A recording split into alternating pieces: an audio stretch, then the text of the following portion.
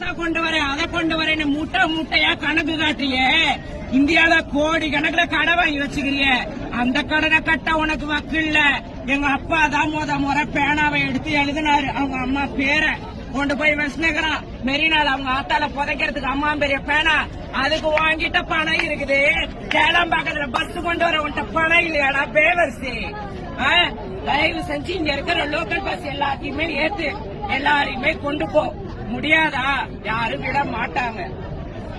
ஏன்னா இங்க எல்லாருமே 150 ரூபாய் காசுக்கும் 250 ரூபாய் காசுக்கும், பொம்பளை ஆனா லெக் பீஸ் வச்ச பிரியாணிக்கும், ஆம்பளைங்களானா ஒரு என்னது வீரன்ற பாட்டிலுக்கும் எவனும் இங்க வர கிடையாது. 150 145 ஏன்னா அந்த பாட்டிலுக்கு எவனும் இங்க வர கிடையாது. சரியா? நீ என்னதான் பேசினாலும் இங்க பருப்பு கடைய முடியாது. நீ எவ்வளவு வேணா போலீஸ் போர்ஸ இறக்கு, நீ பஸ் ஃபுல்லா கொண்டு வா, நீ லாரி ஃபுல்லா கொண்டு வா, ஒன்னும் பண்ண முடியாது. பஸ் ஸ்டாண்ட் இன்சார்ஜ் இல்ல நான் கேக்குறேன், எல்லாரையும் அச்சு போட்டு போறதுக்கு வந்திருக்காங்க.